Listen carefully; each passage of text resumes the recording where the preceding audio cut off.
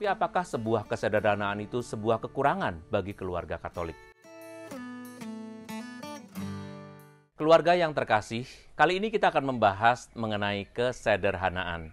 Kesederhanaan sering diartikan dengan kemiskinan atau kekurangan sesuatu, sehingga beberapa keluarga mempermasalahkan kesederhanaan sebagai salah satu kekurangan yang sering dianggap sebagai alasan bahkan sampai berpisah. Tetapi apakah sebuah kesederhanaan itu sebuah kekurangan bagi keluarga Katolik? Kita harus melihat bahwa kesederhanaan itu adalah bagian dari cara hidup beriman kita.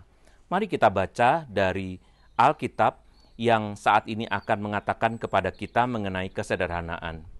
1 Petrus 5 ayat 6 mengatakan, "Karena itu rendahkanlah dirimu di bawah tangan Tuhan yang kuat, supaya kamu ditinggikan pada waktunya." Kekayaan dan kemakmuran memang diinginkan dan sangat membantu orang untuk hidup lebih nikmat, lebih sejahtera, lebih terbantu, dan tampak dari luar lebih berbahagia dibandingkan dengan mereka yang kurang sejahtera atau merasa kurang sejahtera. Tetapi, kekayaan jugalah yang membuat kita jadi kurang tergantung pada Tuhan. Kekayaan juga yang membuat kita jadi merasa kita dapat melakukan semuanya tanpa Tuhan. Bukankah ketika kita melakukannya, segala sesuatu yang dapat kita beli dengan uang, kita tidak memerlukan doa terlalu panjang, atau kita tidak memerlukan juga saat di mana Tuhan sungguh-sungguh kita minta untuk menolong kita. Jadi benarlah kalau dikatakan dalam firman yang lain, yang mengatakan bahwa berbahagialah orang yang miskin di hadapan Allah. Kalimat itu mau mengatakan kepada kita bahwa kemiskinan di hadapan Allah berarti orang merasa meskipun dia punya, meskipun dia sejahtera, meskipun mempunyai kemampuan, tetapi kebutuhan akan Tuhan adalah sesuatu yang esensial yang harus dimiliki oleh setiap keluarga. Mari kita cek dalam keluarga kita masing-masing. Apakah Anda merasa berkekurangan? Atau Anda merasa berkelebihan? Atau Anda bersyukur atas apa yang Anda miliki? Atau Anda merasa selalu ada yang kurang? Dalam dunia ini, kita selalu berada dalam kekurangan kalau kita menginginkan sesuatu.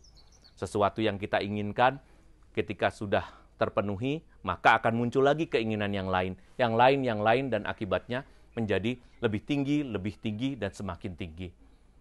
Kesederhanaan itu adalah bahwa kita menerima apa yang Tuhan berikan kepada kita. Kesederhanaan bukanlah soal hitungan nominal, tetapi kesederhanaan adalah sesuatu yang kita miliki dan kita syukuri dan kita sadari sebagai nikmat dari Tuhan.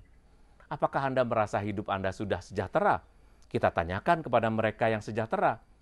Masalah selalu datang bukan hanya kepada orang-orang yang miskin atau tidak mempunyai uang, tetapi masalah bisa datang dengan beragam cerita melalui permasalahan bahkan mereka yang punya duit juga.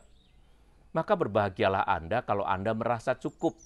Kata cukup itu ternyata amat sangat mahal. Triliunan rupiah apakah bisa menambah rasa cukup? Belum tentu, karena di balik banyaknya uang itu akan muncul juga sesuatu yang kita inginkan, membuat perusahaan, membuat usaha ini dan itu, yang akhirnya akan membuat tanggung jawab kita sebagai pribadi dituntut lebih banyak lagi. Tuhan mengatakan sesuatu yang bijaksana bagi kita, dan kita bisa sungguh-sungguh merasakan bahwa kebijaksanaan menjadi pribadi yang sederhana dan hanya cukup dengan apa yang dipunyai itu sesuatu yang sangat perlu bagi kita. Ada satu ayat lagi yang penting dari Amsal 22 ayat 4. Ganjaran kerendahan hati dan takut akan Tuhan adalah kekayaan, kehormatan, dan kehidupan.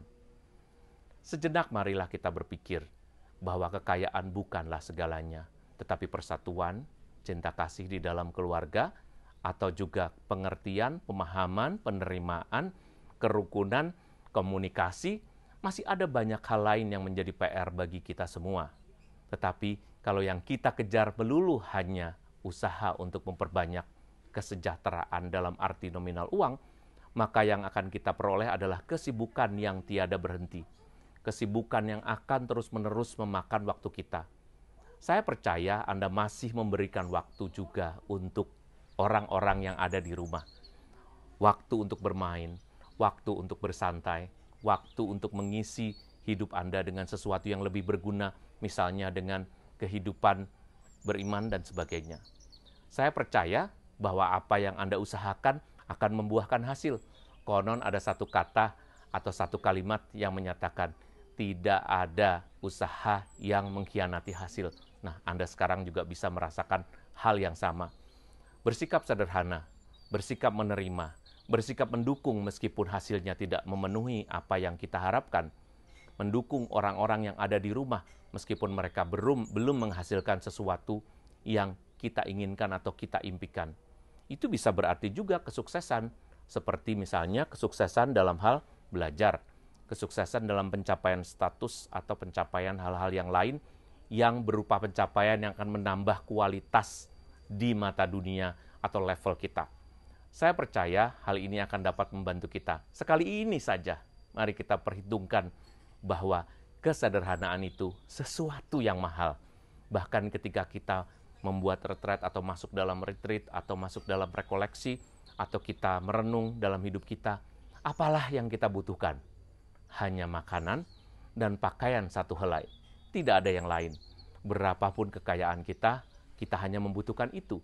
Dan ditambah dengan tempat tinggal, rasa aman, penerimaan, dan bahkan kasih. Saya percaya apa yang sudah kita peroleh bersama di dalam hidup ini semua adalah pencapaian asal kita lakukan dengan tulus, dengan jujur.